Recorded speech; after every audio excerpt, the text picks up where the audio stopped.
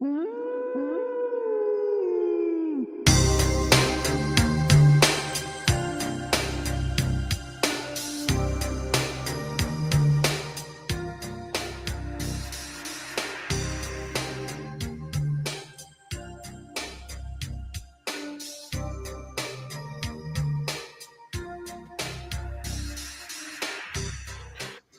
3 Wrestling Podcast. We're back.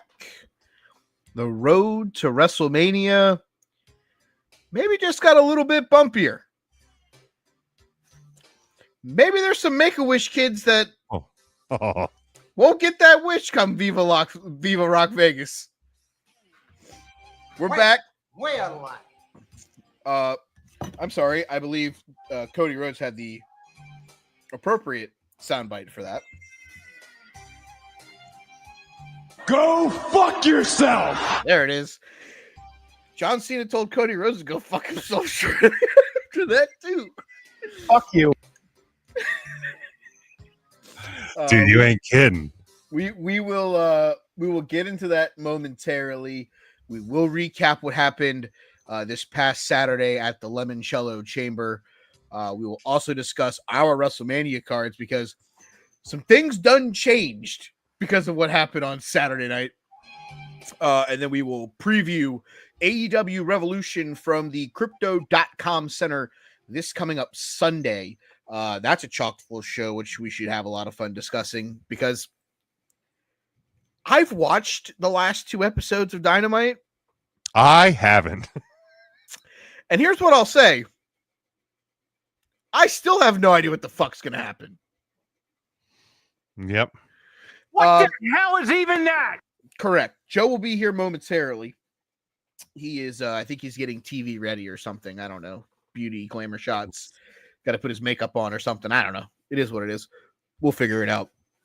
But I guess let's talk. And I think we can kind of put off the biggest thing till when Joe gets here. This past Saturday, Elimination Chamber. Not on my bingo card. There's a lot that happened on the show, and I think I called some of it on last week's show. I think I called the potential of what could happen. Why not sell your soul for a record? It seems like someone sold their soul for a record. But let's desperate times call for desperate measures. Absolutely. Let's start though back at the beginning of the show, because I think we need to go through this appropriately. Yeah, I do. When Joe gets on, I do want to make some moves in the fantasy world. We will. No. I figured we would do our stuff. We would do the recap, maybe do the fantasy, go over, and then finish the rest of the show. I don't know that they could have started off with a better match, though. No, the Women's Chamber. No, I think that was the perfect Women's match. Chamber is fantastic, and not to get lost in the thing happening. But let's talk about Jade Cargill coming in and looking better than she has ever looked in her wrestling career, both physically and just whooping that ass. I'm not gonna lie to you. That fucking pump kick next to the fucking glass, the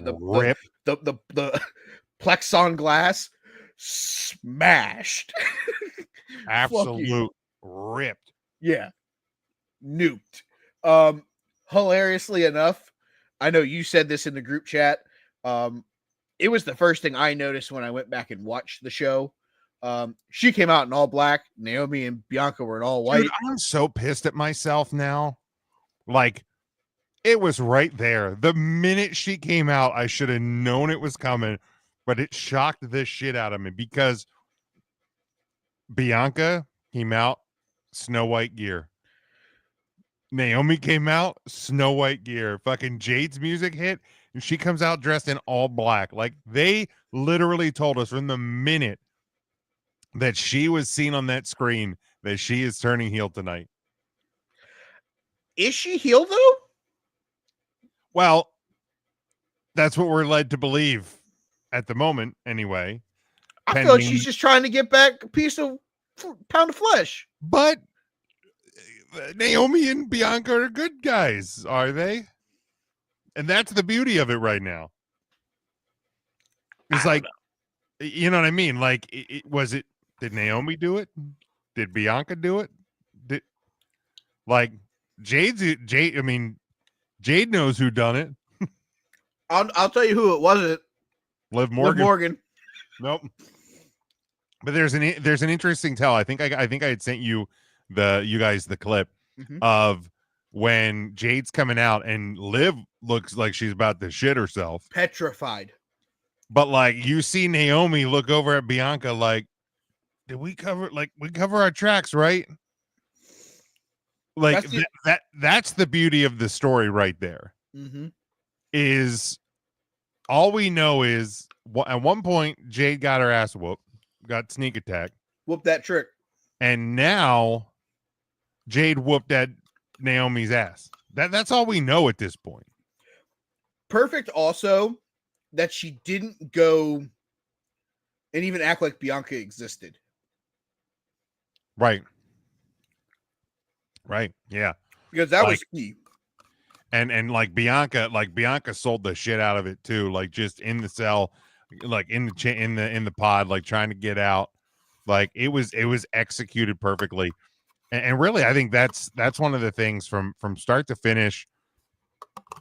The women's tag, it was there. It was a moment to get Trish Stratus out in front of the Canada crowd. Oh, a Toronto crowd gets Trish Stratus. I'm so shocked. Right. Tiffany Stratton got the Legends rub, got the bump, got the pin. Like that match was that. But then like the KO Sammy was perfection.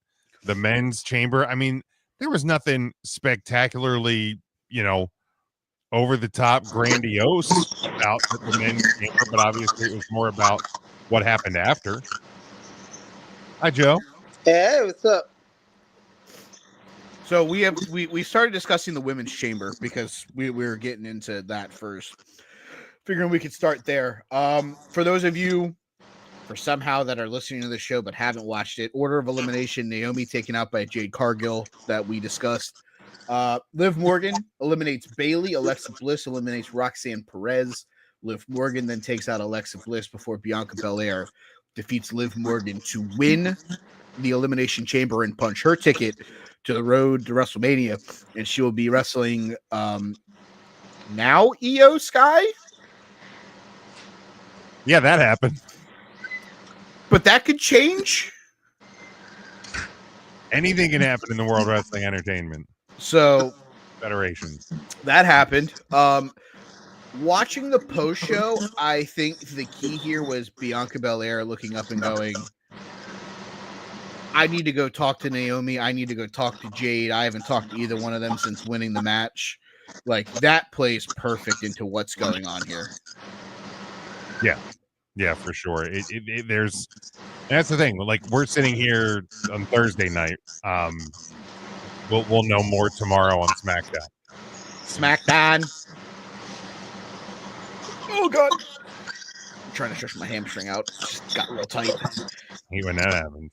I don't think I have a hamstring. Oh, that's probably more ham than string. Yeah. I will say for all the positives that this show got, there is one small negative that I have coming out of this match, specifically the women's match. Mm-hmm. What the fuck are the rest of these women doing at WrestleMania? Because there wasn't anything that was kind of made out of this. Like Liv Morgan, she's going to do something with the women's tag titles. Right. She'll be on the card. But like Roxanne Perez and Bayley should have really had a moment. They kind of did a little. They kind of went at each other when one of them should have eliminated the other one. Yeah, probably. Even if they're just going to be a throw into the Intercontinental title picture or whatever it is. Here's the thing, and it's more of a sign of the women's division as a whole in the WWE right now.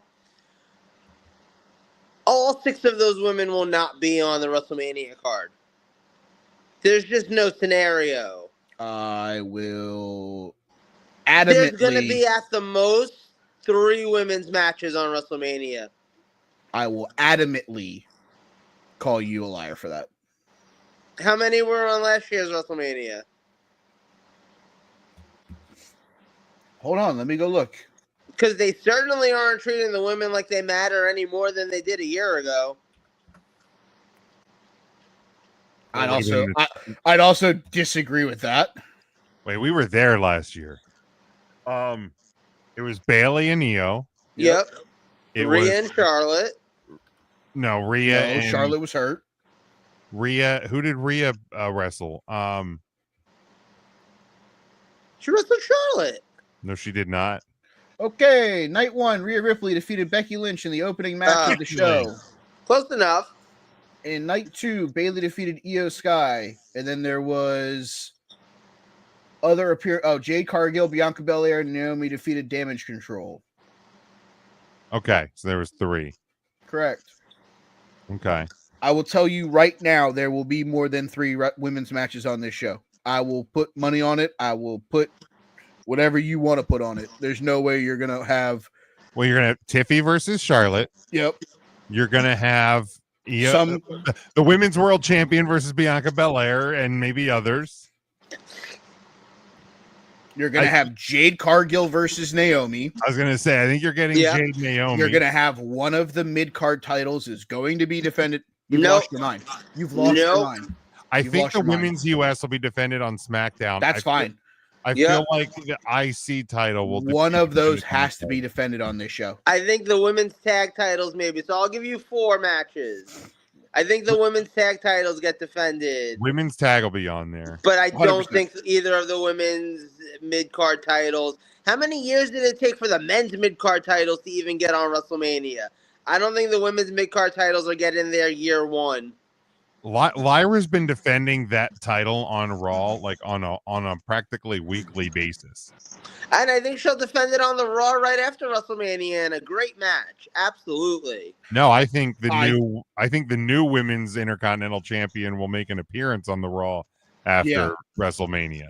Yeah. Because I wish I thought, okay, on a 2-night, how many matches were on last year's WrestleMania? I know we've talked about this before. Like 8 and 7, I think, right? 14. Okay, so you're telling me if they run 14 matches this year, you think at least 5 of them are going to be women's matches? I will definitely tell you 4, and I think 5 is a reality. Yeah.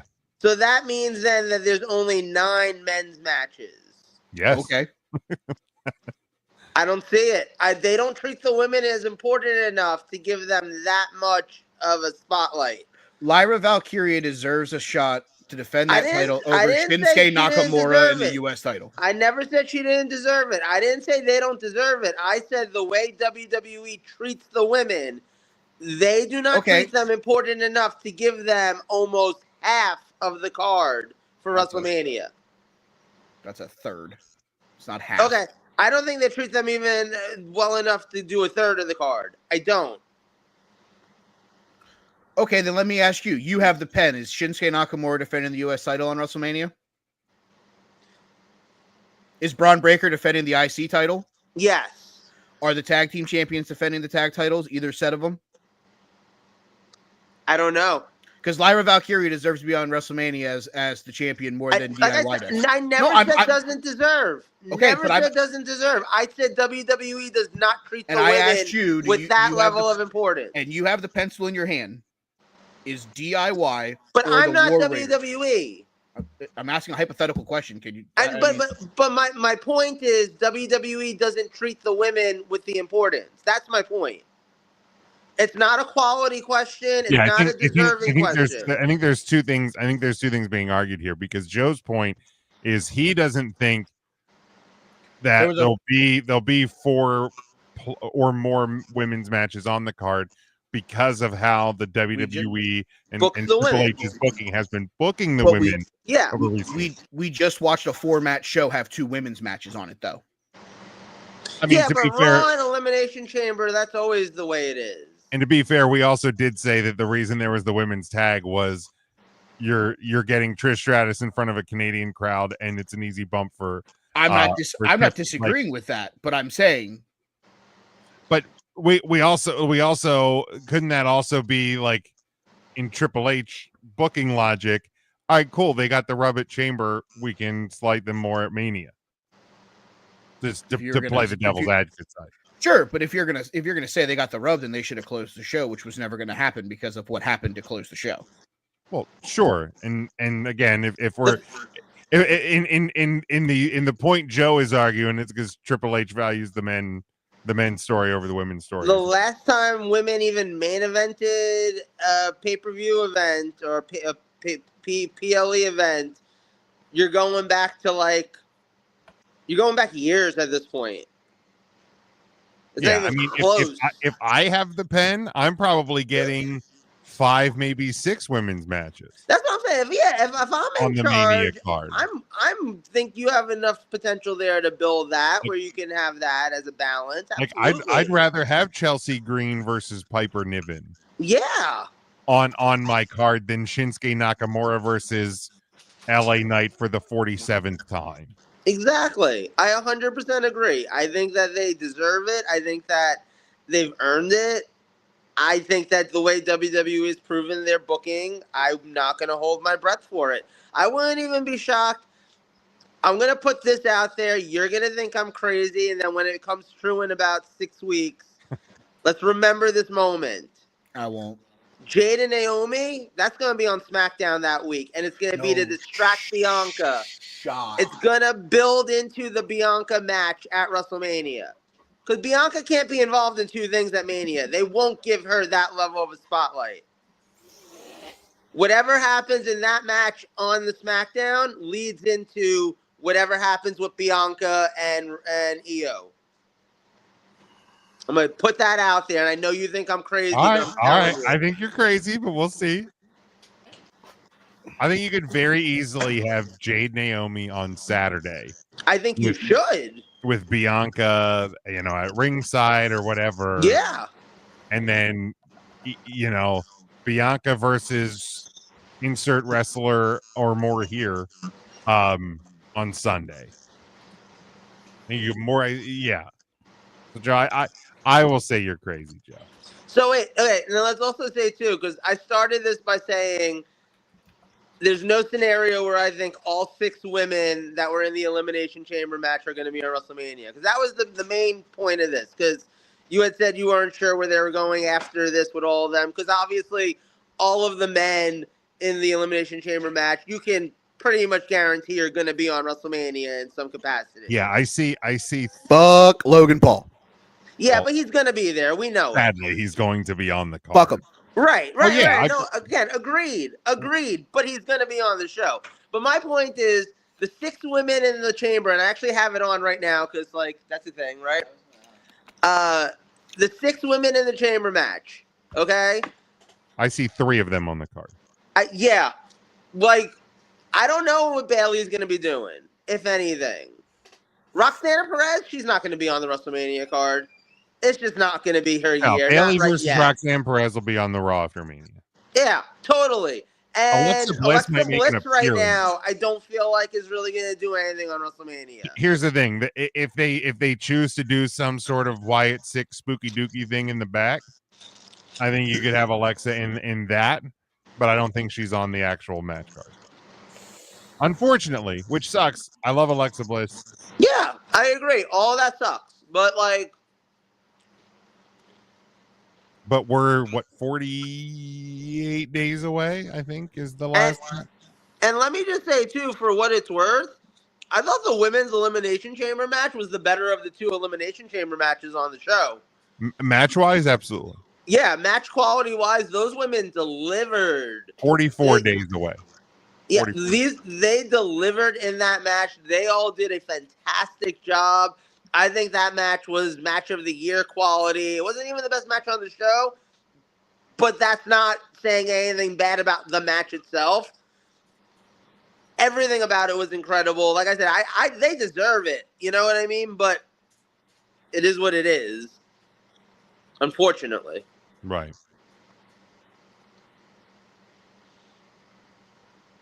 It's one of those DEI things, I think. We know Triple H ain't allowing that. But like, I mean, anything else about the undercard or the card itself before we talk about the obvious from Saturday? Owens and Zayn had an incredible. That might be the match of the year right there in my eyes. I know it's unsanctioned. It's on my short list. That reminded me so much of some of my favorite matches of theirs from Ring of Honor in the best ways possible. Like in ways that I never thought I'd see them wrestle in a WWE ring. And I love that about it. Like that was incredible. How many days left? You said 44. 44 days out, and I have no idea what the fuck they're going to do with Sami Zayn at WrestleMania. Agreed. I'm not sure that Sami Zayn's on the card, as hard as that is to believe. Personally, I don't think either one of them should be on the show. I think Orton's going to fight. I'm sure. Randy, I think. I would push that somewhere else. You guys just had two guys that had a brutal match that they literally said Sami Zayn's out indefinitely 3 days later. I don't think either one of them should be on the show. Sell the violence of that unsanctioned match. I don't disagree. I think that, you know, Randy Orton's, I know he says he wants to wrestle 4 more years. Okay. But like Randy Orton to me like is almost like a has to be on WrestleMania at this point. And I don't know who else you're putting him with if it's not Kevin Owens. There isn't anyone. I don't disagree with that. Sell the injuries and whatever, and you know, have the match later. But I think we'll get it at Mania. Sometimes letting it breathe just works a little bit better. For sure, absolutely. But yeah, I think they're going to make sure Randy gets on every Mania, every SummerSlam that he can be on if he's healthy. Gotta get that payday, brother. That's right. How else are you going to buy chicken and rice, man? I don't know. Ask Uncle Alan. Oh. You ain't kidding. That dude is joke.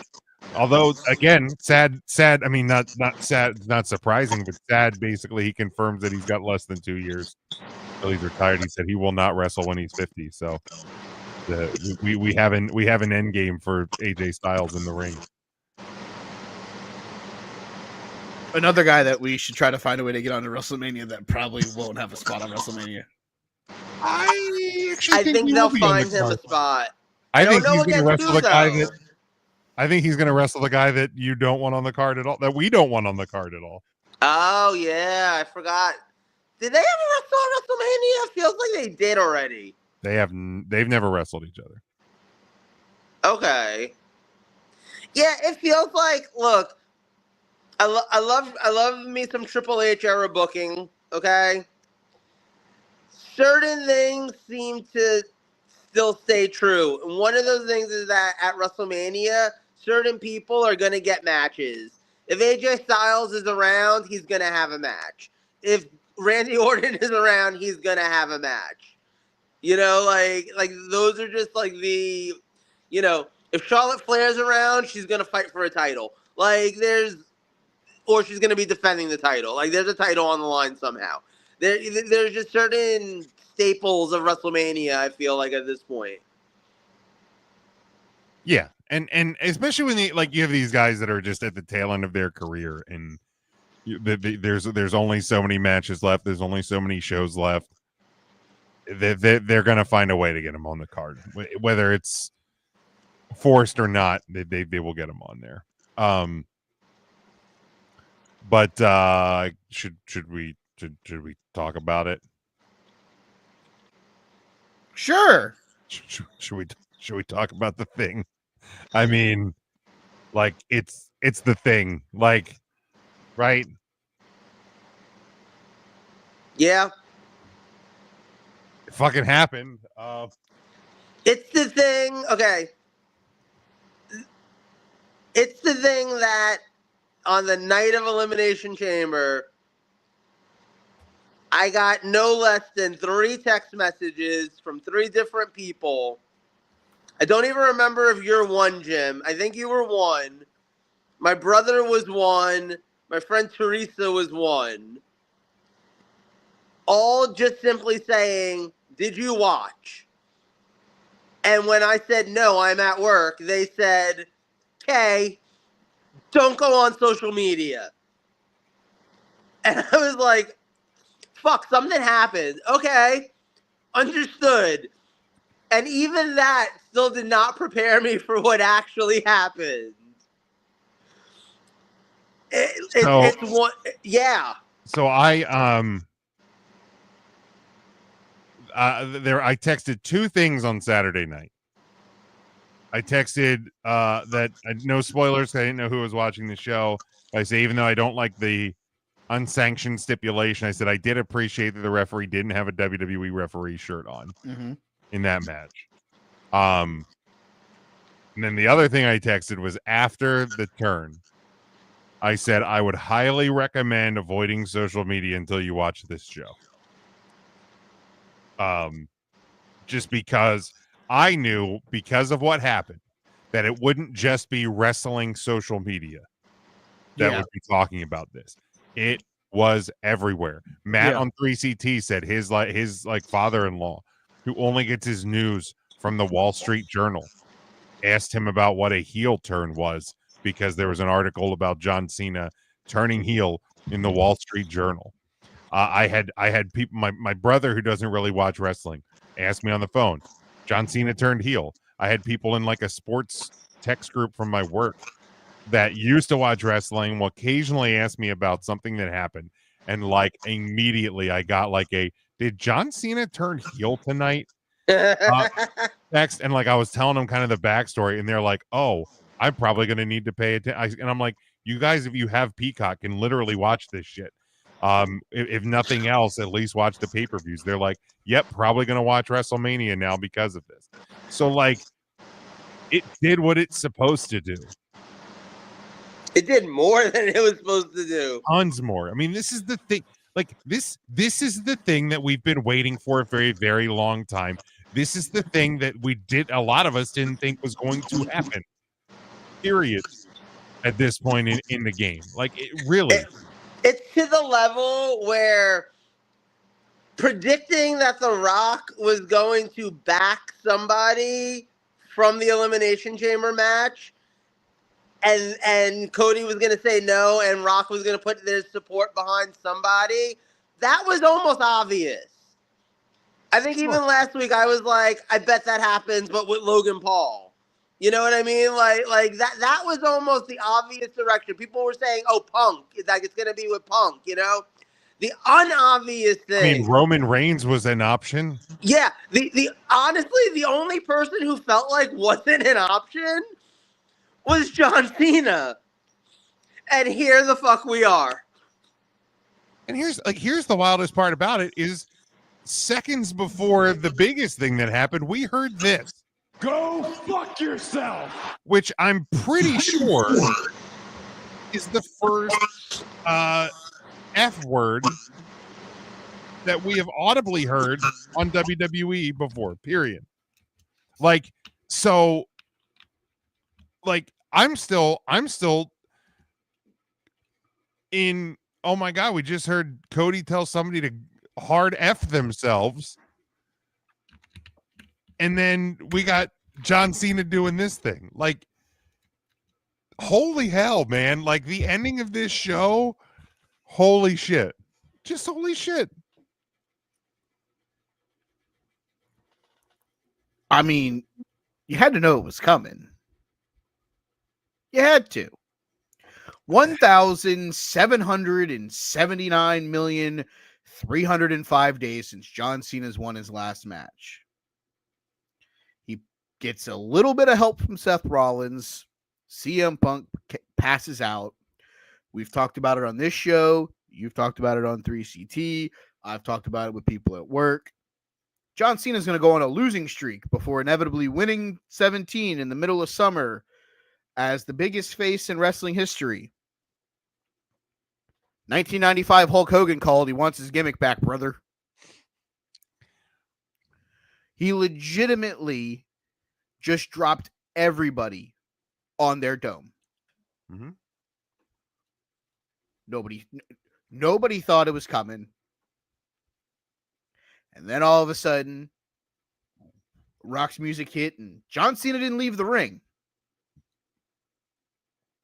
That's weird. Just felt like it was coming. And he just punted Cody Rhodes straight in the nads. He did his best Pat McAfee impersonation. Right in the old ding ding. And then the best part of the John Cena heel turn was simply walking into the post-show press conference, pulling the microphone out of the stand, dropping it, and walking out. And Jim, you're someone when we talked to Jade Cargill that you were like, damn it, I'm so dumb I didn't see this coming, XYZ. John told us this was coming. We just didn't believe it. Let's rewind back to the night that he lost in the Royal Rumble. To the Rock's family in Jey Uso.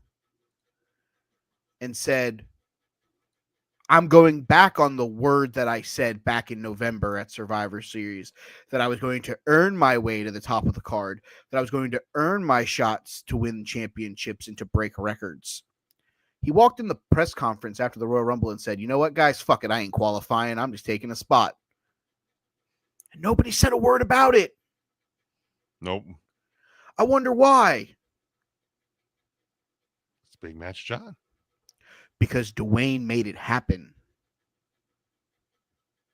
This plan started the minute that John Cena was eliminated by Jey Uso. If not before that. And that's the story that's going to take place over the course of the summer. We can sit here now, we can play the Why John Why. Why John Why? I'll say that's easy. That's the easiest part of the entire conversation. We've already talked about it. Selling your soul to put yourself in a record book all by yourself. Desperate men do desperate things. And that's what John Cena did on Saturday night. But guess what? I'm not surprised. We've wanted this for so long. Here's your 5 months of it, and then you're never going to see it again. I feel like the great part about it, too, is that it makes sense. Yeah. Because, let's be honest, like, we all wanted a John Cena heel turn for the last, 15 years. But it might not have ever made the level of sense that it makes now. Because, like you said, he did it because he wants that record. He did it because it's his last year and he wants to go out on the top. You know, there's all the things there, you know? I mean, I think we've talked about this before, but he hits number 17. There's nobody else even close to, matching his record. There is, but they're not male. Wow. Are we talking about Charlotte? And Randy Orton is 15, but I don't see Randy winning. Yeah, but that's the thing, right? Randy's probably not winning 2 more world titles before he hangs them up. Shouldn't. I'm not going to say never, because last time I checked, Randy Orton was part of Evolution with Triple H, and if he's got the Penn brother, who the fuck knows? It's not impossible. Certainly not impossible. I don't think it should happen either, but I'm saying let's not count it out. Right, fair. But I don't know, I think that this was handled so perfectly. I mean, look, I think when it comes down to it, at least for my fandom in pro wrestling, so at least because I mean, there's stuff that happened that I've never seen or I just wasn't as into, you know. But for my fandom, the 3 biggest heel turns of all time: Hogan joining the NWO, Rollins turning on the Shield, John Cena this past Saturday night. No question. Like this is Mount Rushmore of heel turns. Like I don't even know we'll get to the fourth spot. This is Mount Rushmore of heel turns for me. Wait! You don't put Jake the Snake turning on the Ultimate Warrior on your Mount Rushmore? Nah, What is that wrong man with deserved it. What about Ric Flair going face and heel on the same show and kicking Sting out of the Four Horsemen? Nah. Yeah, this feels like number two to me. It really does. It felt like I don't know that anything will ever top Hogan in the NWO. Like just it would take somebody leaving AEW or WWE and doing something similar to the NWO gimmick, where you can blur the lines of reality. And the problem is, you can't do that in 2025. When Colby Lopez shows up and pedigrees John Moxley on Dynamite. Correct. Something like that. Right. Like if that doesn't happen, like okay. Here's a question though. Could this Cena heel turn, depending on how they handle it, could this not blur the lines of reality? I mean, The Rock, here it is, The Rock and John Cena, two of the biggest movie stars in the world. Like, literally, they're both part of the Fast and Furious franchise. Shocker. They're both Vin Diesel's in Cody's corner on fucking WrestleMania Sunday. Dude, the way that I would have a fucking kid in. If Vin Diesel's out there and, like, it's just, like, family. And, like, raises the Corona and, like, that's how we get it. Like, give me Steve Austin with one of his Steve Weisers and Vin Diesel with a fucking Corona, like, just cheering in the middle of the ring. Give me that, please. In my veins, give it to me. So I think Vin Diesel's going to be busy doing almost anything else than being at WrestleMania. But you see what I'm saying, though? Like, there's a world where you can turn this and be like, yeah, of course I'm siding with The Rock. Rock's the only one around here who understands what it means to be a movie star at my level. Like, I'm above all of this, just like he's above all of this, but I want this. And, like, there's a way to blend the reality thing here. I'm not disagreeing with you, but I don't think it's the blur the line of reality to be the greatest heel turn of all time. Because at this point, everybody knows that, oh, cool, Rock's on the board. But they all know that Triple H is booking. Like, when when Hall and Nash left, WWE played into it by putting fake Razor and fake Diesel out there, calling them Razor and Diesel.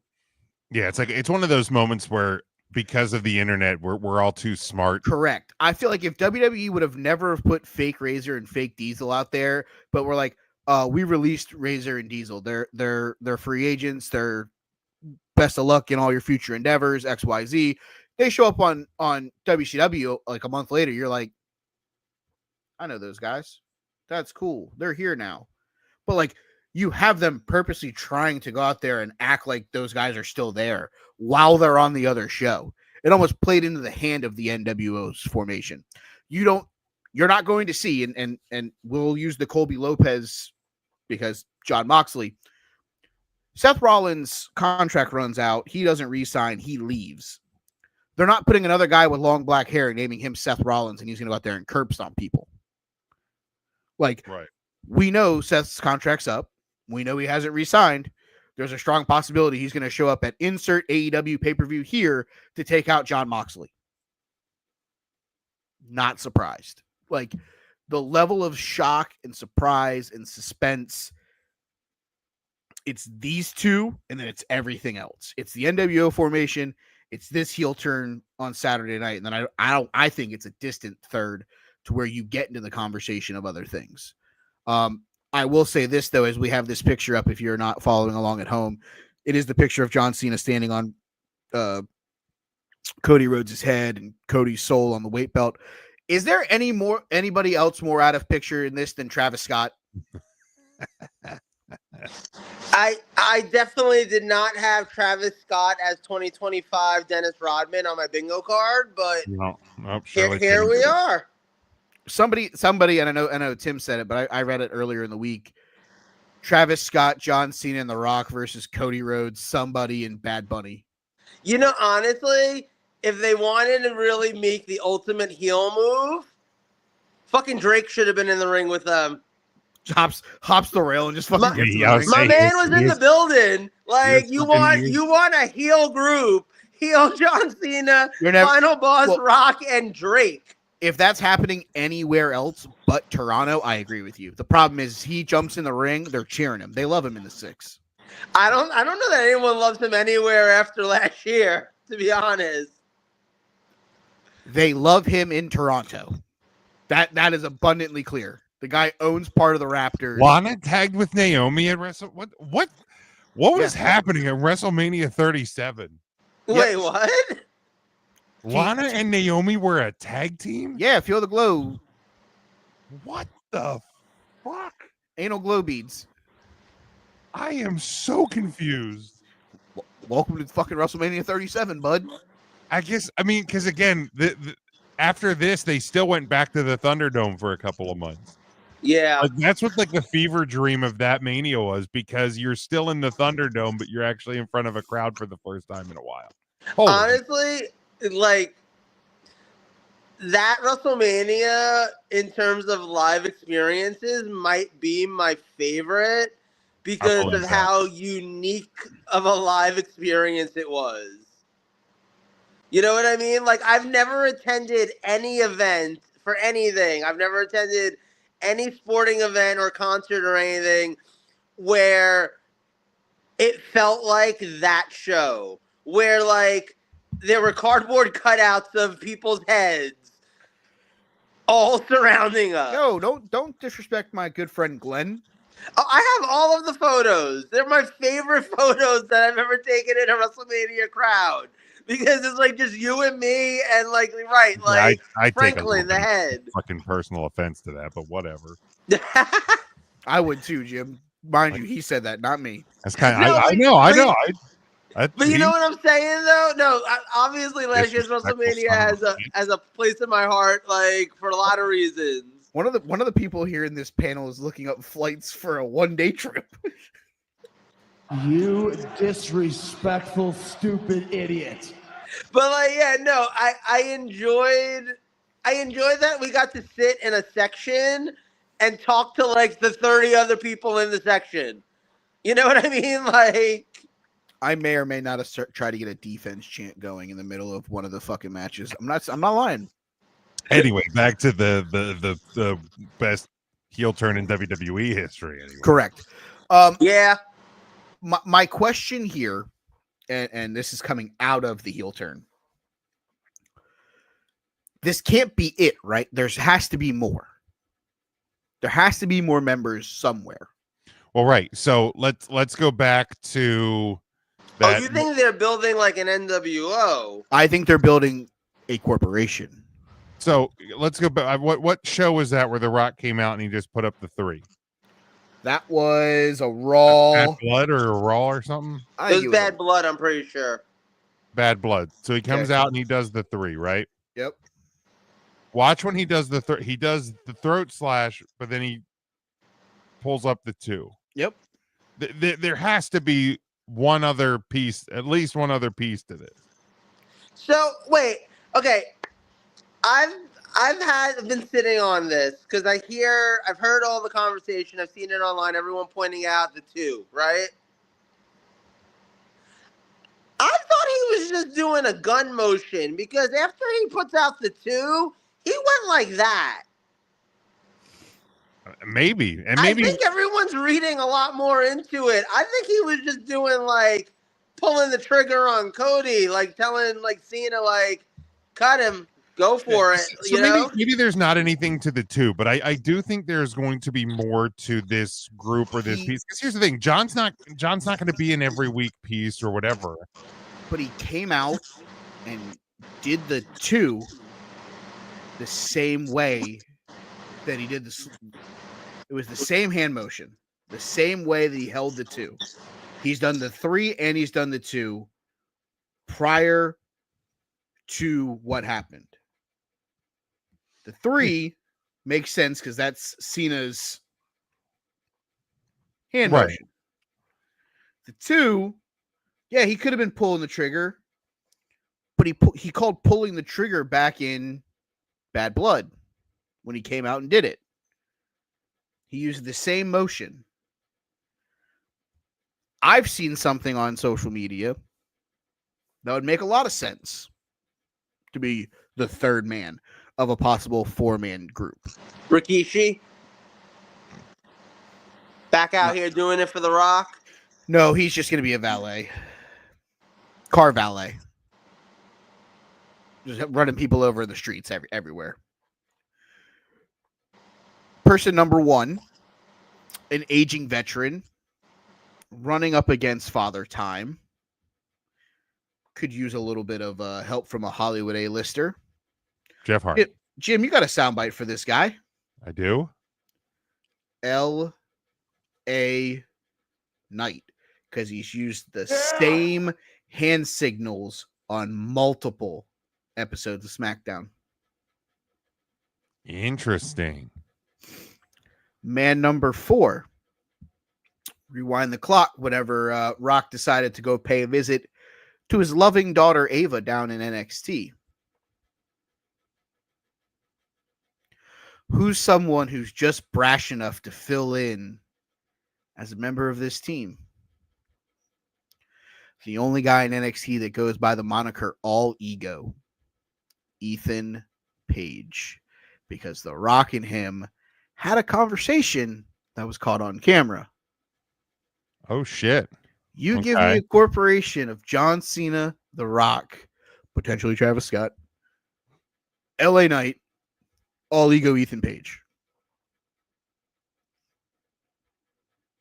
Because John wins the title, Ethan Page and LA Knight can be there to keep everybody at bay from getting to John. Win titles of their own. LA Knight can't win the US title right now. Can't find a way to beat Shinsuke Nakamura. But if you sell your soul, I'll make sure you walk out with gold. Yeah. Good point. That's interesting. Yeah. I do think there's more to it, whether we're thinking too much into hand signals or not. But like, I mean, The Rock was setting up, he wanted Cody to be his champion, i.e. kind of the corporate champion thing. So I could definitely see that aspect of it. We are the nation of domination. But yeah, I mean, it was perfect. It was perfect. It was so perfectly executed. God, this fucking women's gauntlet match is just holy hell. Sucks out loud, doesn't it? It's so bad. So bad. Wow. And that was only fucking 5 years ago, 4 years ago, 4 years ago. Holy smokes. Hot Brutal. garbage. So bad. Anything else from this? No. I think I'm good with the heel turn of the century. All right. Whoa. Hey, that's me. Hey, there we are. All right. Do you guys want to talk fixing our WrestleMania card now that some things have shifted and adjusted? Do we want to do fantasy? Any fantasy moves? Yeah, let's catch up with that. Post this week, you both are getting waxed. Yeah, you're getting absolutely fucking annihilated. I need someone to give me some competition here. I currently lead the way with 94 points. Joe has 76 points. Jim with 67. Jesus H God. Get wrecked, nerds. All right, I'm going to take the first ad because I haven't had the first ad yet here. So I'm going to take it. I'm going to drop Drew McIntyre, and I'm going to add Timeless Tony Storm. You motherfucker. Got him.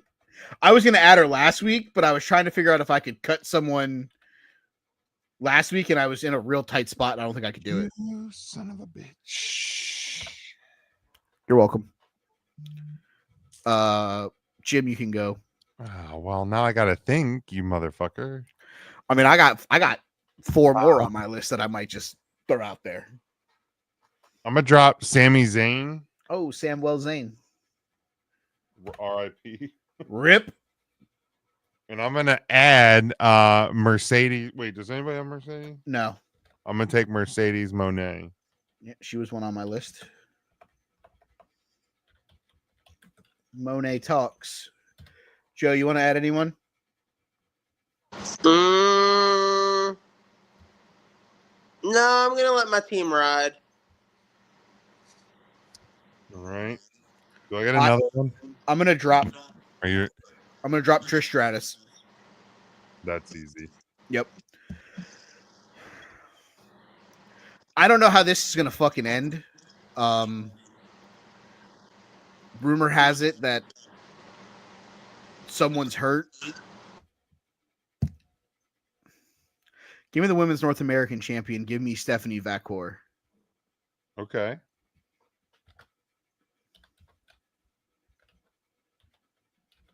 Because they are having a title versus title match at Roadblock.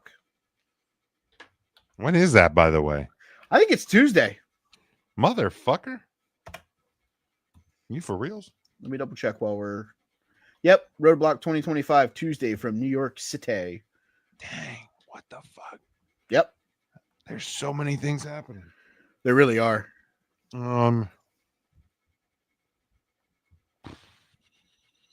Okay. All right. Okay. Sorry, I got him. Okay, you motherfucker. You got everybody good. Who else do I have that you were looking for? Fucking Big Take. Oh. Who? Big Tank? No. Takeshita. Big Poop. Big Poop. I was like, who the fuck is a Big Tank? Jesus Christ. God damn it, Joe. Joe wanted to be introduced to him. Hello, my name is Joe. I don't know. I feel like there's an alternate universe where like Vince Russo's version of wrestling was really successful, and we're all sitting here talking about how the Gooch just turned on Cody Rhodes. Let me look up Squid in the Gooch. Just look up Tony one Mama Luke's thing real quick here to see who has the most. I'm on the fence because there's one more that I'm definitely dropping. I'm just on the fence on who I want to add. There's like 3 names that I'm going back and forth on. This dude's got 7 wins already. What? Holy hell! I'm gonna drop Bailey. Oh, Ballet. By Ballet.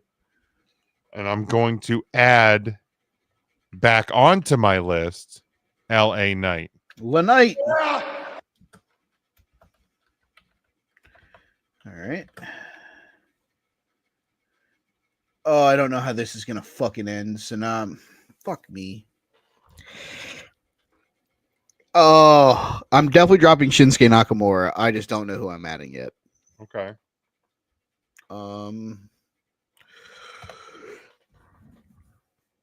Oh, part of me thinks that this could be a fucking... Fuck me. You know what? I don't want to take the potential negative points. I'm going to add Jeff Hardy. No, Matt Hardy. Matt Hardy. You're taking Matt Hardy. Matt Hardy. Okay. Matt Hardy. I might do one more. My roster is locked after this. I'm not making any more moves. I will tell you the pick that I was thinking of after you make yours, because I don't want to. Okay, let me just cloud your judgment any.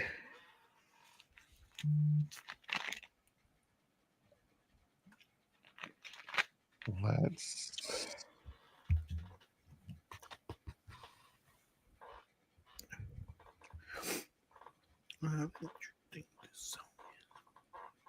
I'm gonna drop.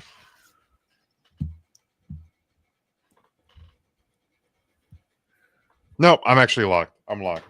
Lock them in, baby. Who were you gonna drop? Well, I was thinking of adding Danny Garcia, Okay. but I didn't see where I wanted to drop anybody. Makes sense.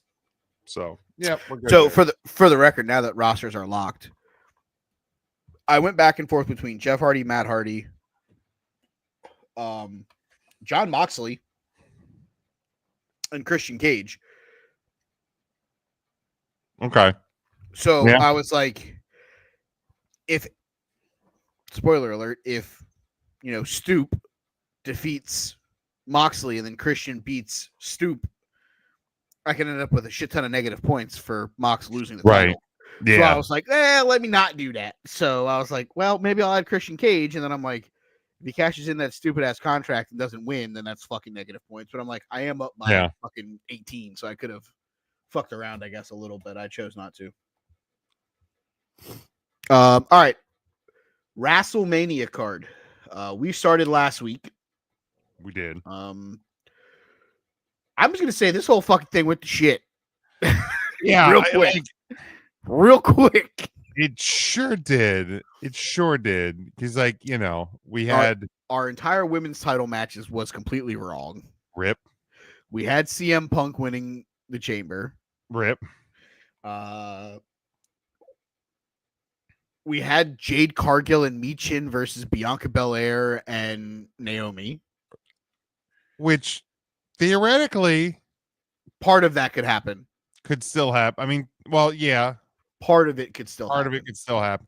So, do we want to try to, tweak? I think we definitely need to tweak some matches and then determine the 14-ish. At the very least, we need to put the matches that are, closer to being official, because somehow Io's still not going to be the one to defend the title. I think Io defends the title, but I also think Rhea's involved in the match. You know what would be hilarious? What if there's just a new champion every week between now and WrestleMania, and we really just don't know who's going to defend the belt? So should we? And it all just ends up back on Rhea somehow. So should we lock in Jade versus Bianca as a match, or Jade versus Naomi as a match? I will vote yes. Like we had the tag match. Okay. Because here's the thing, and I'll just to make it quick, and I didn't bring it up when we were talking about it. Jade Cargill versus Naomi only needs to be about 4 minutes. Oh yeah, that's a quick one. That does not need to be a 22-minute match. Nope. Come out, pump kick, fucking hit her with fucking Jaded. Let's get the fuck on with it. That's why I think it being on SmackDown, I think is almost a detriment for that match. I think Jade Cargill needs the moment of WrestleMania. Yeah. For that entrance, a 4-minute match where Naomi can make her look like $1 million on the grandest scale of them all. I think that has to be on this show. Yeah. Okay. So then do we want to do we have Charlotte, Tiffy, Gunther, Jay, Cena, Cody, Jade, Naomi. Yeah. All right. I have to update. Locked up. Now, obviously, we have Bianca Belair versus Io Sky. Are we adding Rhea Ripley to this, or are we going somewhere else with Rhea Ripley?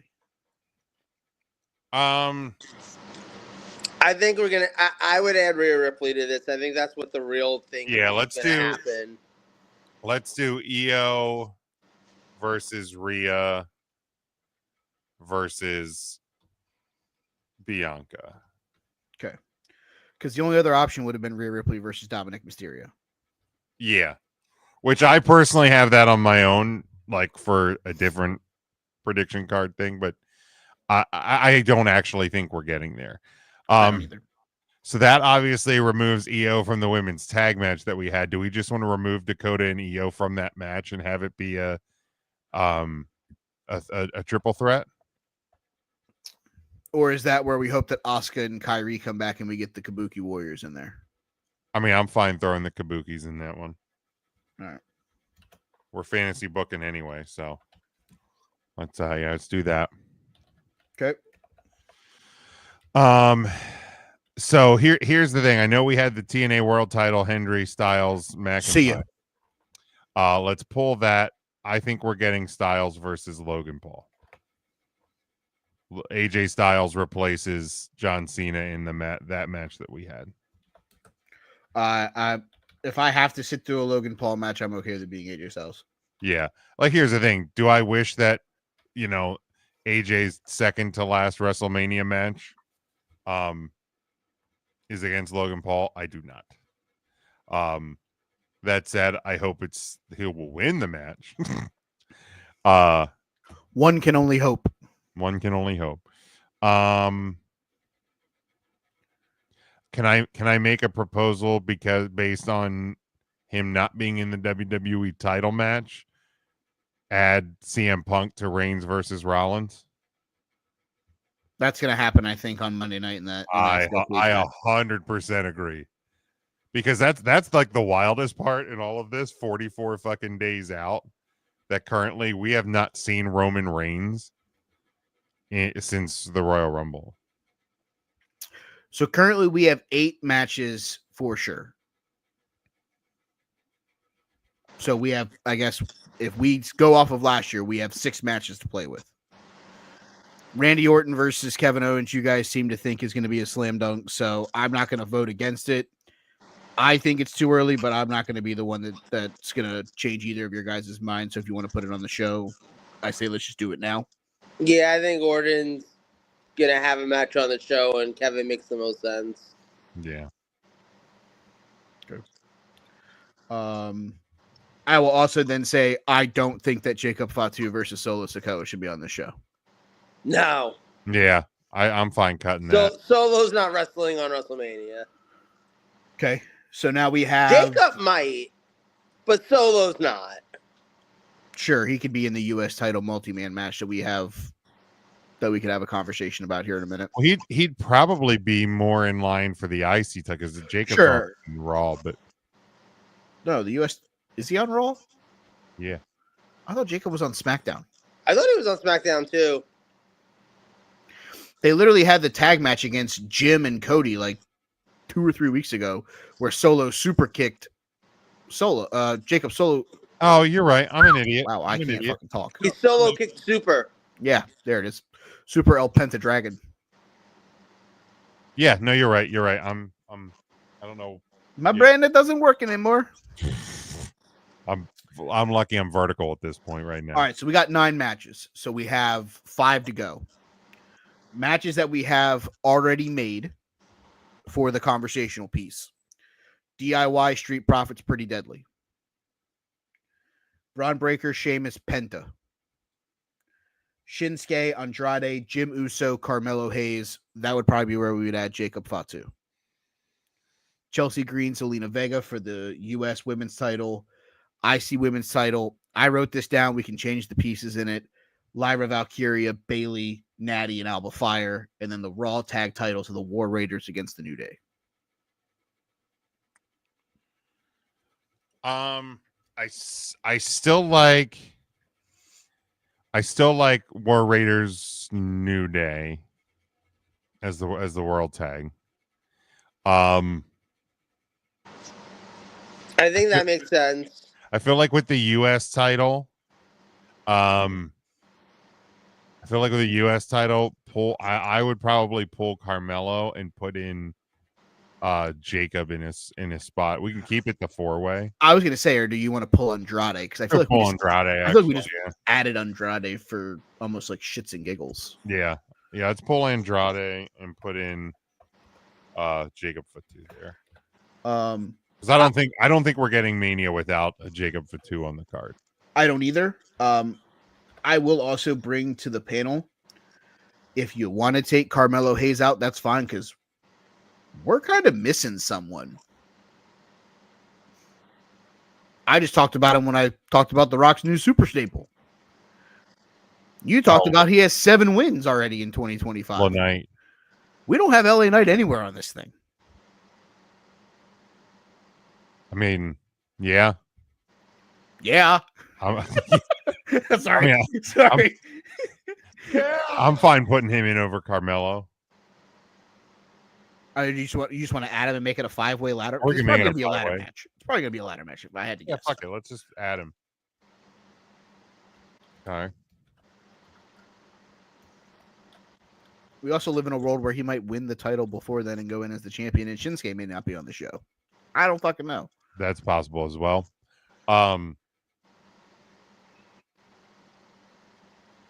I will say this: Braun Breaker, Sheamus, Penta. I think there has to be another piece added to it. Okay. You're wearing the shirt of the stable that he used to represent. Yeah. I don't think you can not have Ludwig Kaiser in that match. So we have Penta. Okay, yeah, Penta. We have Penta, Sheamus, Braun. I don't think you can. As much as I want Sheamus versus Braun title versus career, if you're putting Penta in that match, I don't think you can leave Kaiser out. No, let's add him. Okay. I'm fine keeping the WWE tag title match as that 3-way. Yeah, I think you can just keep that one the 3-way. Okay. So that's 4, 7, 10. That's 13. And we have the 2 women's mid-card titles that we have to discuss. I think the women's US would. I think we're going Chelsea Piper. I think we're going to see that breakdown in the next 40 days. So we're taking Zelina Vega out. Zelina out, Piper Niven in. I'm okay with that.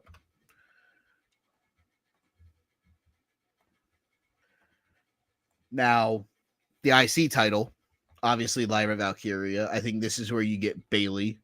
I think this is where you get Roxanne Perez. I think you get Roxanne. I think this is where you get Ivy Nile. I think Ivy Nile's going to win the. I think she's going to win the women's IC title at Mania. They seem very big on her all of a sudden. Well, they gotta start pushing some people in that mid card. They have to. Yeah, they have to. You built these titles, and you kind of just been like, oh, cool. Here's the same 5 people wrestling the champion and 2 challengers. 15 matches, right? Correct. Okay. Is there anything or anyone that we think is missing? Dominic Mysterio, Finn Balor. I don't know. The most noticeable match that none of us have mentioned, Drew McIntyre versus Damian Priest. That's going to happen. Yeah, that's definitely going to happen. Yeah, let's add that one. That match is definitely happening. So wait, how many matches are there now? Because we got to get down to 14, right? We don't have to. I mean, well, if we're being realistic, that's what last year's was, is what I would say. I mean, we're holding the pencil. At this point, we're now at 16. So we have 2 matches that are going to be on the outside looking in. If we're going based off of last year. I mean, that's the, like, are we? Is this us predicting, or is this us just doing fantasy booking? Let's try to get it down to 14. It's a little bit of both. Let's try to get it down to 14 if we okay. Because like you said, because then like you have to add Drew and you have to. Yeah, like that's going to be a thing that happens. Is there anyone else that you guys can think of that we're missing before we start talking about what's on the show and what's not? You really don't think Sami Zayn's going to have a role somewhere? Have a role? Yes. Have a match? No. Okay. I could give less, and I'm not going to be brutally honest with you, I could give less than one fuck if Sami Zayn versus Karrion Kross happens. We sat through a bad Karrion Kross match last year. Yeah. That'd be perfectly fine in Backlash. Yeah, Who gives a shit? I think Sammy will make an appearance, could potentially be during the Owens Orton match. But now, the real conversation, Finn Balor, Dominic Mysterio, Rey Mysterio. I just don't see where you pigeonhole them in. Hold on. Like, I know it's hard to believe, but like, I mean, Dom can come out and appear. I mean, Does Finn get added to the IC title match or something? See, I wouldn't really mess with that. I mean, I wouldn't either, but like, I mean, where A-Town Down Under, Chad Gable, Dakota Kai, the Creed brothers. I mean, theoretically, you could add the Creed. I mean, actually, 40 days out, I think it's more likely you get War Raiders versus the Creed brothers than it is the New Day. I think you get the New Day versus like Dragon Lee and Rey Mysterio. Ugh. On the SmackDown before Raw. Okay, on the yeah. SmackDown before Raw after Mania. Like I don't think. Yeah, let's put the Creed brothers in instead of the New Day. Now that we're sounding that out for the tag titles, because I feel like that's more of a thing. Yeah, this feels more realistic now. Looking over on the SmackDown side, obviously, I think they're going to do something with the Wyatt Six. I just don't know what it is. Right, like there's going to be appearances. There's going to be something. The Motor City Machine Guns, Braun Strowman, Michin, Nia Jax, basically the entire extinction of the Bloodline. Santos Escobar. I mean, those that feels like a whole lot of people that would be in the battle royals if they still did them. All right, so we're down to 16. We got to cut 2. As much as I love her and I love them, I feel like Chelsea Green, Piper Niven is a cut. That has WrestleMania SmackDown written all over it. Unfortunate. Yeah. Because I think Chelsea would deserve that spot. I think she would too. But yeah, all right. So we'll cut that.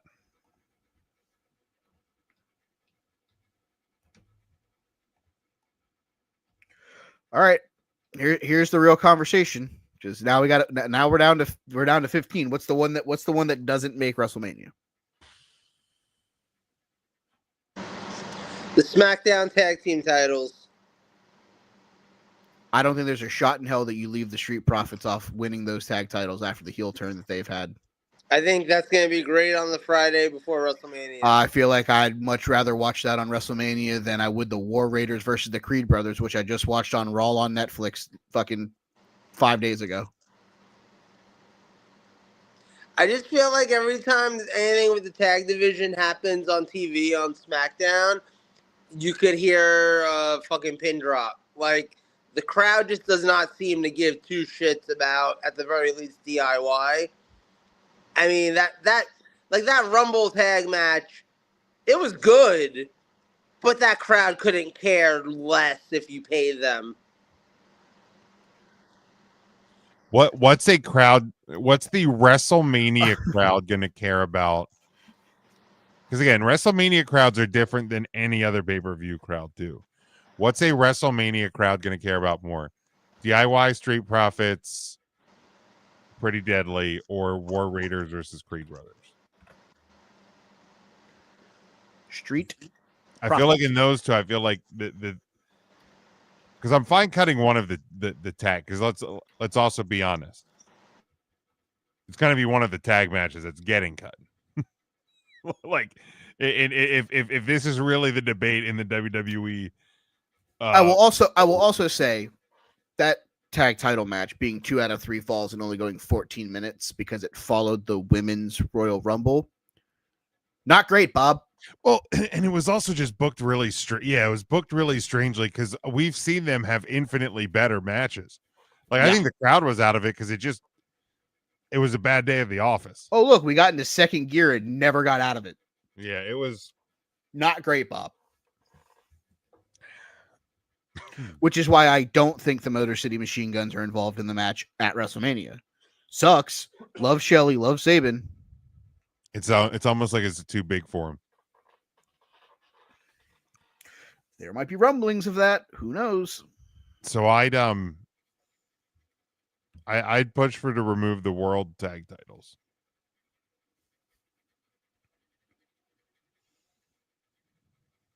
The War Raiders versus the Creeds.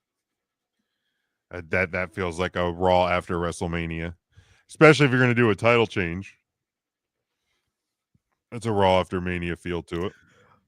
Especially if that could lead to the debut of a certain individual who could be going after Chad Gable on the Raw after WrestleMania.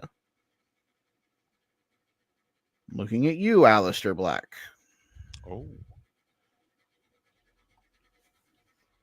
Yeah, I'm cool with cutting the Raiders of the War. And all right, let's do that. All right. So that gets us to 14 matches. The 4 for sure announced by WWE, with the caveat of adding Rhea Ripley to the women's title match. So we have Bianca, Io, Rhea, Charlotte, Tiffany, Gunther, Jey Uso, Cody Rhodes, John Cena. We have the WWE tag titles, DIY, Street Profits, Pretty Deadly. IC title, Braun Breaker, Sheamus, Penta, Ludwig Kaiser. The U.S. title, the 5-way car crash. The IC women's title, Lyra Valkyria, Bayley, Roxanne Perez, Ivy Nile. The women's tag title of Liv, Raquel, Kabuki Warriors, the Pure Fusion Collective, K Squared. Jade Cargill versus Naomi. Drew McIntyre, Damian Priest, AJ Styles, Logan Paul. Kevin Owens versus Randy Orton. Roman, Punk, Seth. And that's 5 women's matches on a 14 match show. Okay.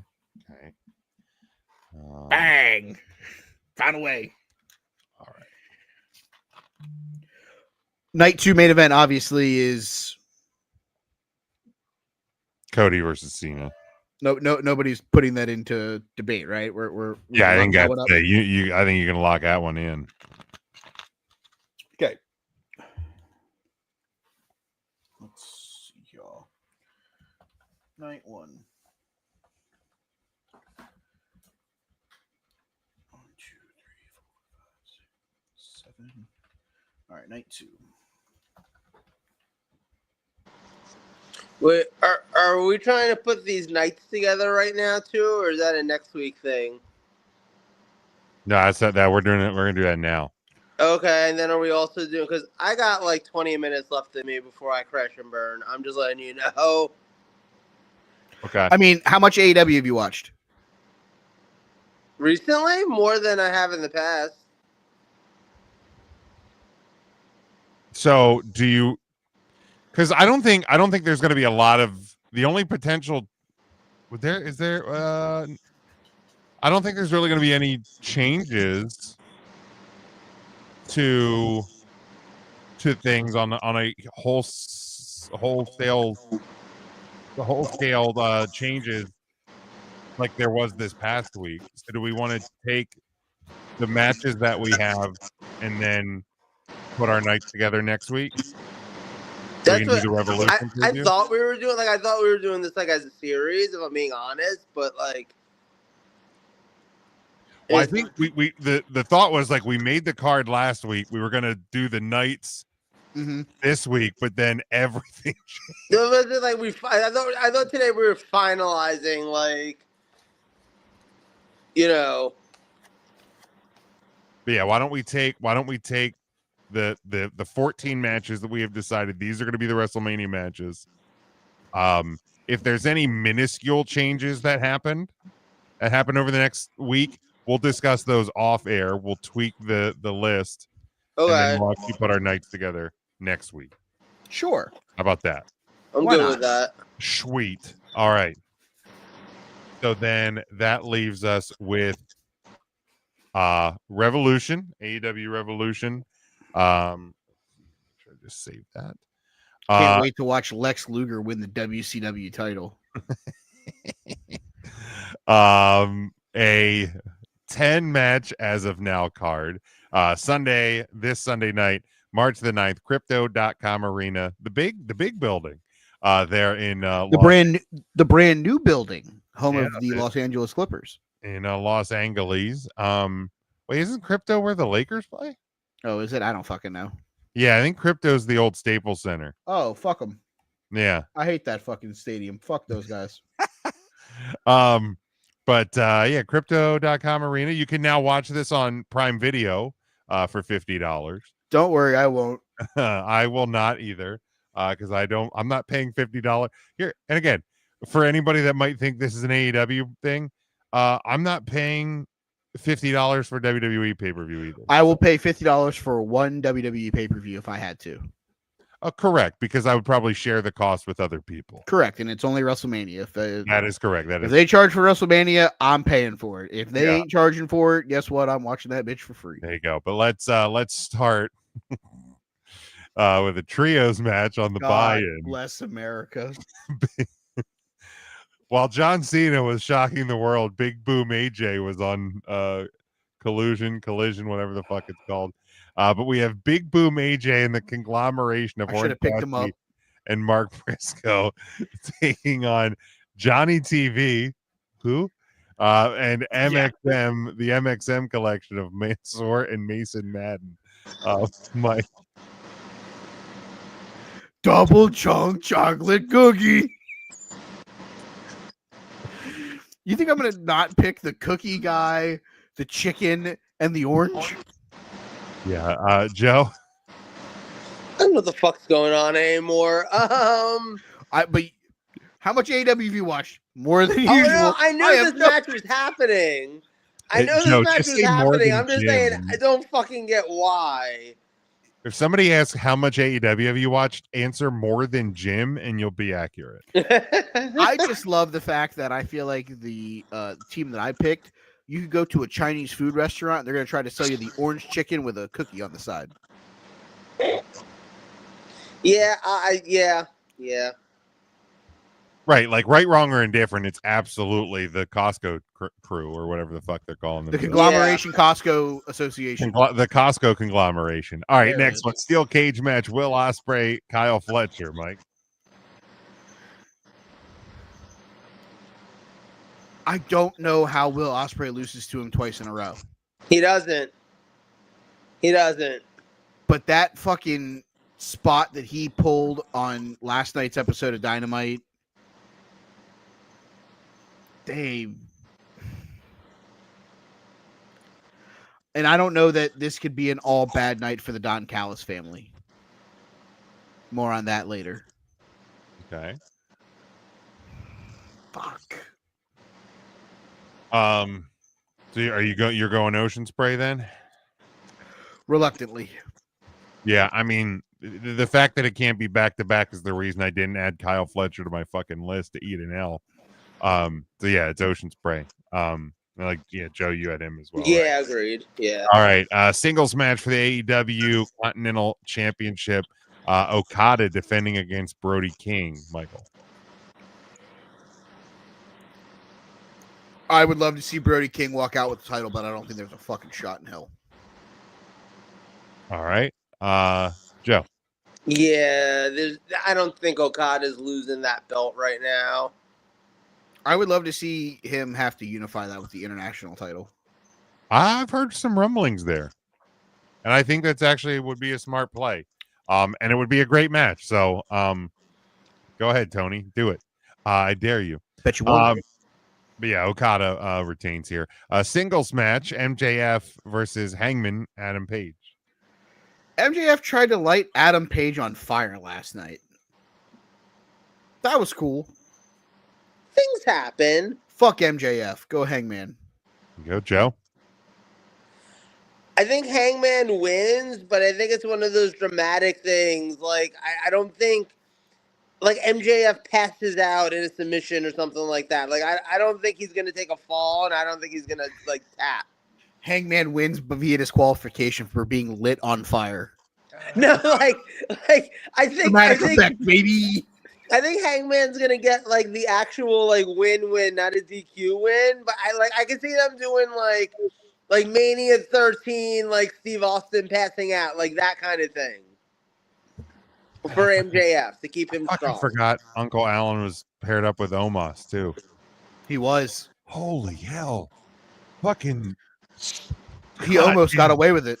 2021 was a fucking fever dream, dude. God, I'd go back there in a heartbeat. Yeah, Hanger. It's got to be Hanger, man. Absolutely. Holy cow. Okay.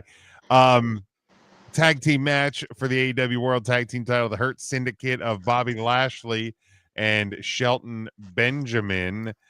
Bobby defending against the Outrunners of Turbo Floyd and Truth Magnum. If How there is was that on pay-per-view? Because it's the Hurt Syndicate. Bobby because the Outrunners are the most over tag team in all elite wrestling, which is wild. I don't get it. How do you not get it? I don't get them. I It's guess a great I don't know. gimmick. I love it. I love the retro Ico Pro fucking California fucking musclehead fucking gimmick that those two guys are doing. It's fucking fantastic. I love every bit of it. If there was a team in AEW right now that I feel like could take the titles off the Hurt Syndicate and it wouldn't hurt, it's the fucking Outrunners. But there's no shot in hell that Bobby Lashley was losing the title this fucking early. Give me the Hurt Syndicate. Joe. Yeah, Hurt Syndicate. I would love, for the record, I would love to see the Outrunners win the tag titles on Sunday, even if they lose them back to the Hurt Syndicate on Wednesday, just for the fucking pop. But I don't think it's happening. No. I forgot how little a pre-chicken and rice Uncle Allen was too. Hurt Syndicate is going to retain here. Singles match for the AEW TBS Championship. Mercedes Moné defending against Momo Watanabe.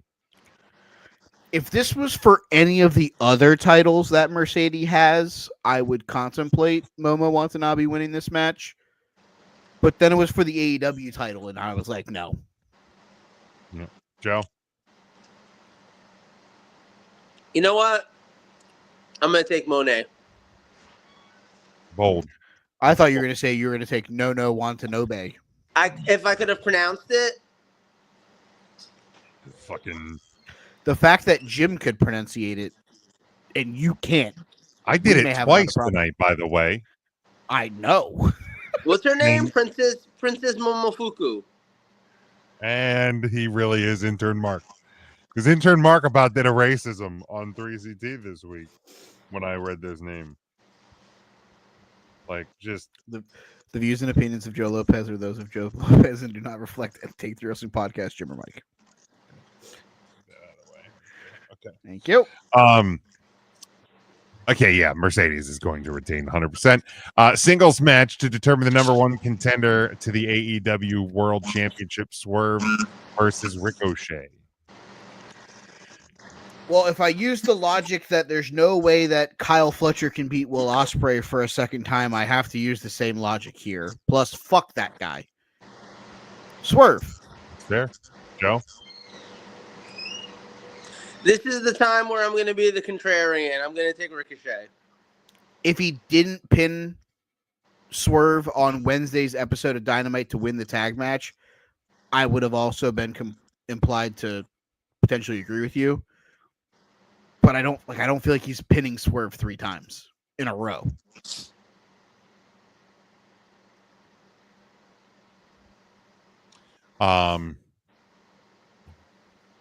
Yeah, I just don't like this version of Ricochet, so I'm gonna go Swerve. Did you like the other version of Ricochet? He hated the other version less. That's what it is. Thank you. This Ricochet is like the annoying one to punch him in the face. That just sucks. Just everything about it sucks.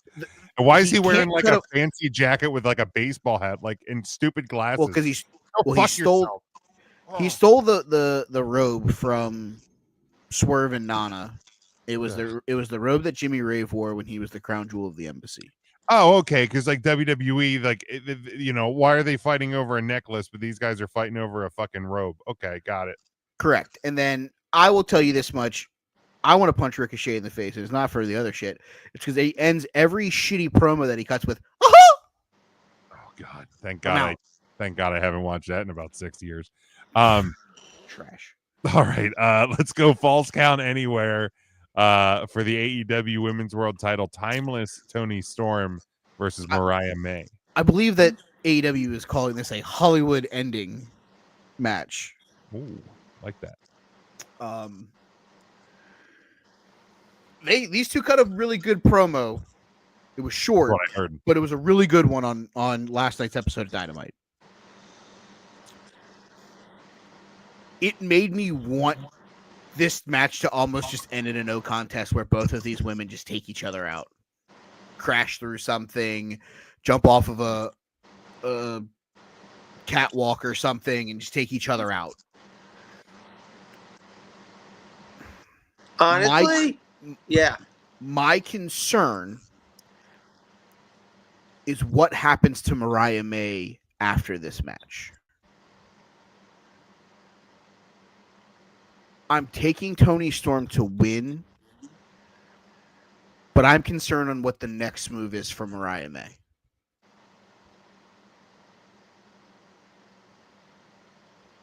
Okay.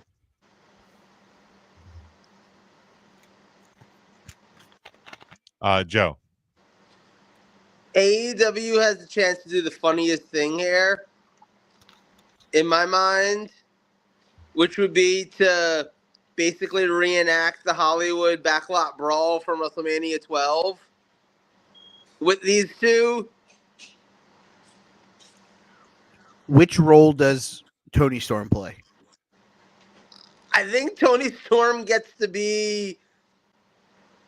Roddy Piper because he won? Yeah. I think she gets to be the Roddy Piper role. That's okay. I'd love to see Toni Storm in a kilt. Yeah, yes. I think that'd be pretty entertaining. I think Mariah May. I think Toni Storm's gonna win that one. Yes, please. I knew Jim was gonna be right in line with me on that one. I'm totally fine with any of these things that are being discussed right now. Here's the thing. The sad thing is I think Toni Storm almost has to retain here. But for the sake of my goddamn fantasy team, I'm going to pick Mariah May. I was going to drop Mariah May to pick up Toni Storm. What do you think is next for Mariah May if she loses this match? Does she just go away for a couple months, takes a vacation? I think she has to. Like go heal up, take a break. We'll see you in fucking right, like you can't, June. Especially with the stipulation. Like you can't like go from this to just like wrestling fucking Anna Jay on an episode of Anna fucking Jay on fucking Collusion next week. Like what? No, that sounds terrible. Yeah, she's gonna just have to go away for a minute. So when she does return and confronts fucking whoever, Mercedes Moné, and wins the TBS title. Whoever's the world, whoever the TNT championship or TBS or ABC or fucking CBS A&E or whatever TV network. Crime TV. All right, second to last one here, singles match for the AEW International title. Takeshita defending against Kenny Omega. Fool me once, shame on me. Fool me twice, you can't fool me again. Konosuke Takeshita is 2-0 against Kenny Omega in 6 days before Kenny went out to get himself fixed. He will not go 3-0. Bang, bang, Omega gang. Give me Kenny Omega to win the AEW International Championship from Konosuke Takeshita and ruining my fantasy team. Twinkle Toes McFingerbang. Bang, bang. Joe.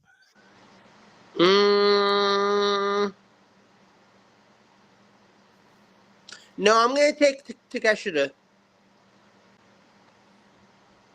Mike, you bring up good points. And anytime Don Callis can have a bad night, I'm a fan. Give me Kenny Omega. I also think that Kenny Omega versus Hiroshi against Kazuchika Okada in a unification match at insert pay-per-view here sells fucking tickets. I mean, let's be fair.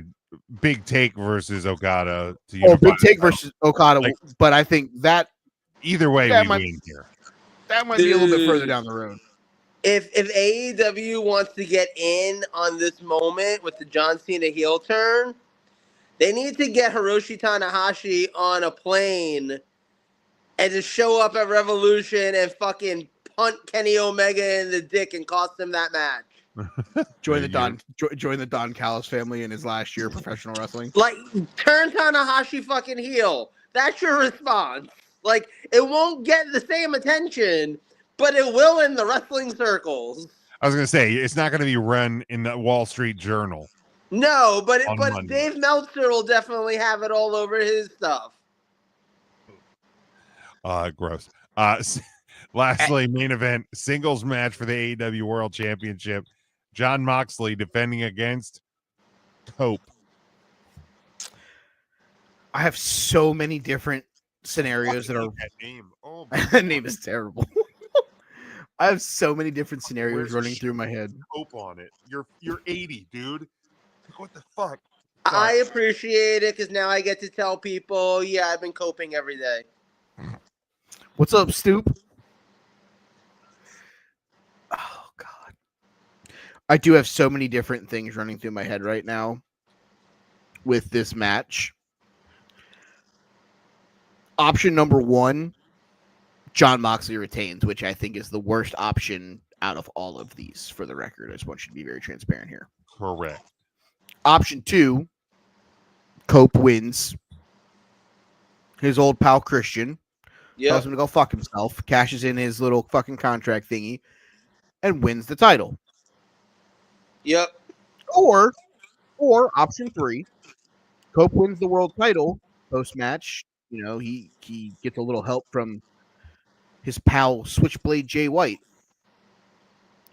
who then decides to hit Cope with Blade Runner and stake his claim as being the next who wants next after we get the Swerve versus or Ricochet versus Cope match, because that's for the number one contender for the AEW World title.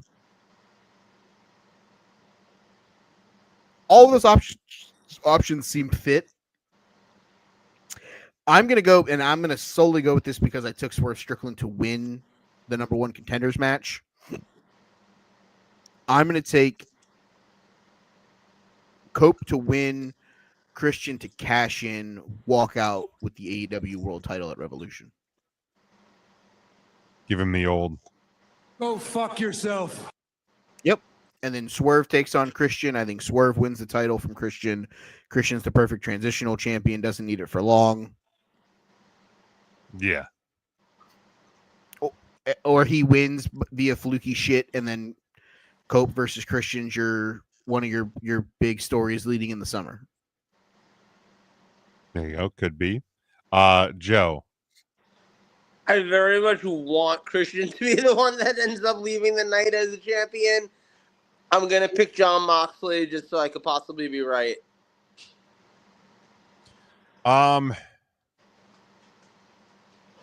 Yeah, I don't know what all of the other stuff will be, but for the love of God, Moxley loses. He can't leave fucking Revolution with the title.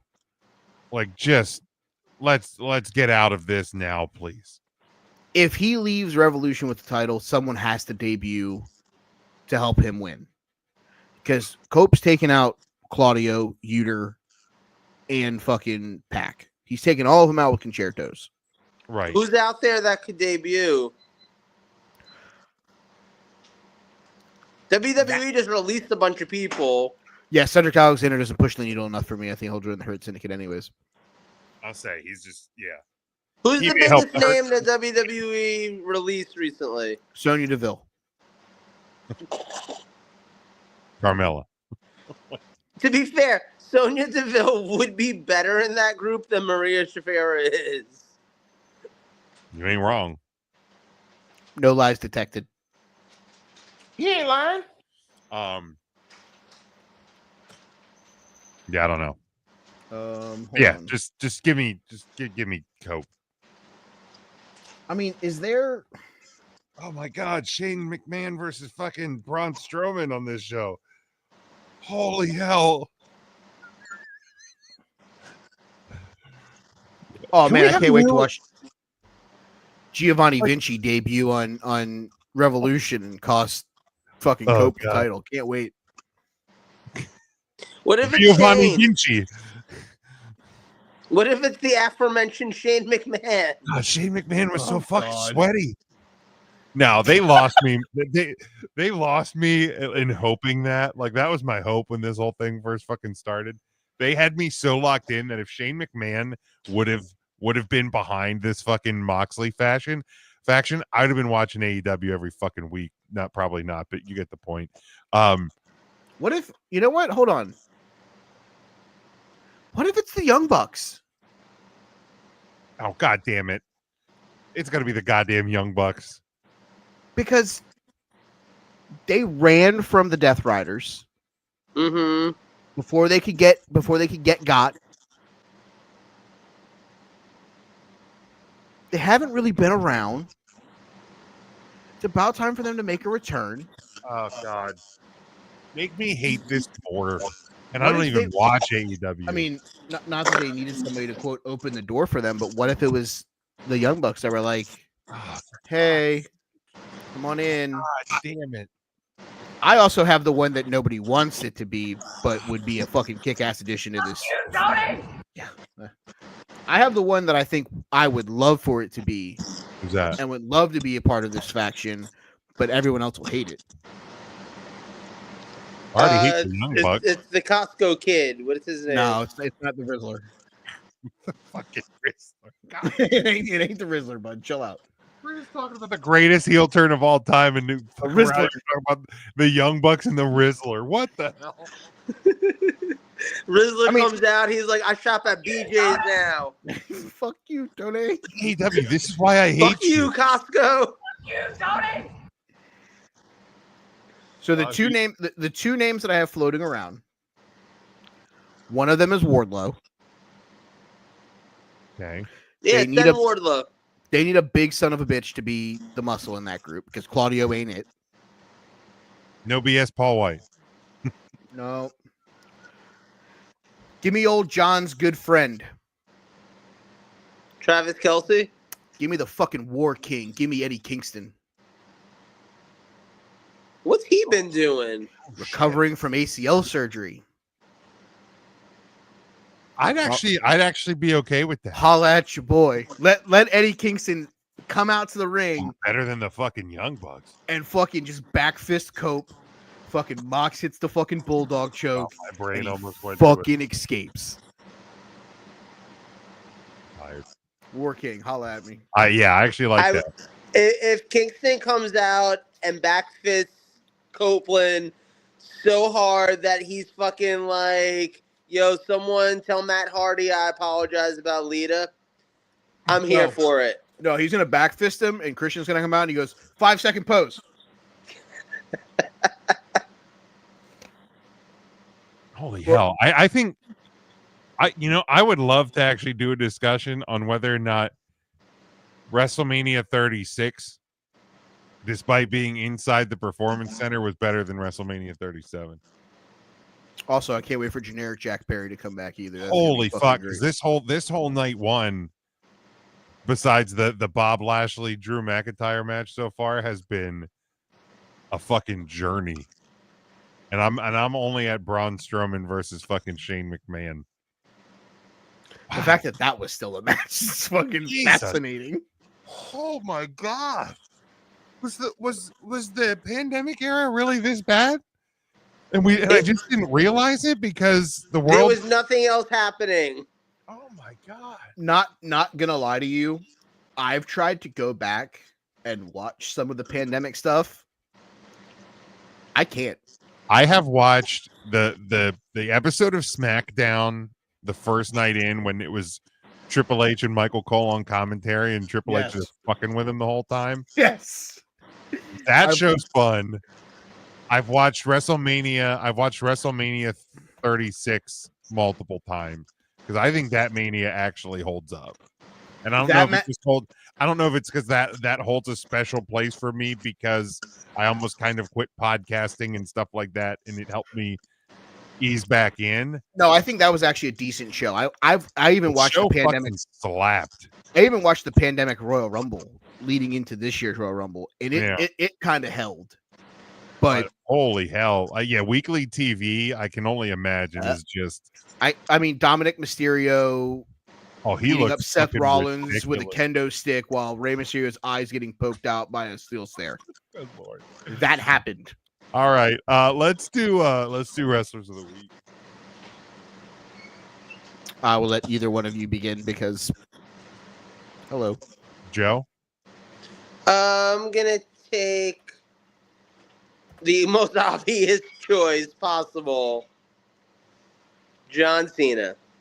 I was gonna say if you don't, wow. I will take the one of the second most obvious possible, and I will go new women's world champion Io Sky.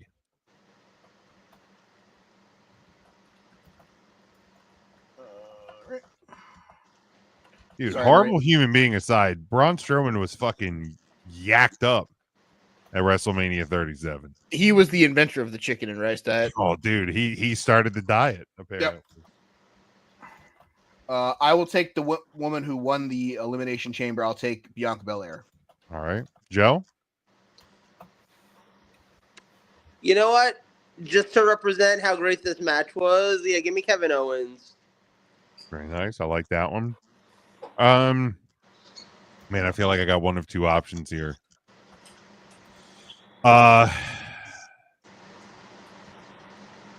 New North American champion and somehow Ryan's wrestler of the week on 3CT, Sean Spears.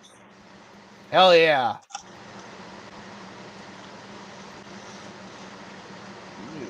Oh, and of course it's Elias and horrible human being Gunner coming out. Ooh. Chair. Jesus Christ. The old gunster. This is so fucking awful. Who was your other option, just so I know? I was thinking Jade Cargill. Makes sense. I'm going to go off the beaten path here. This gentleman retained the IWGP Heavyweight Championship today at the 53rd anniversary show. He beat Hiroshi Tanahashi. Give me Hiroki Goto. More fuel for Tanahashi to show up in LA and just kick someone right in the sushi roll. There you go. I don't think that's how that works, Joe. And tomato. Hold on one quick. So we ended the month of February last week. Update on the wrestlers of the month, wrestlers of the year. Currently leading the way is Obafemi. The Hurt Syndicate of Bob Lashley and Shelton Benjamin are tied for second. Tiffany Stratton and Jey Uso are tied for fourth, and Rhea Ripley rounds out the top six. Her and Charlotte Flair. Very nice. Joe, got anything? We recorded a new Joe Movie podcast episode this week, so hopefully that'll be up and streaming in the next couple of days. By next week at some point. We talked about the movie Hard Eyes, the movie The Monkey, and the Oscars, because that's a thing that happened. John Cena did not turn heel at the Oscars. Allegedly. Good to know. Timothy Chalamet, a little bit. Oh, did he? What'd he do? I don't know. I didn't watch the Oscars. I was also at work. Fair enough.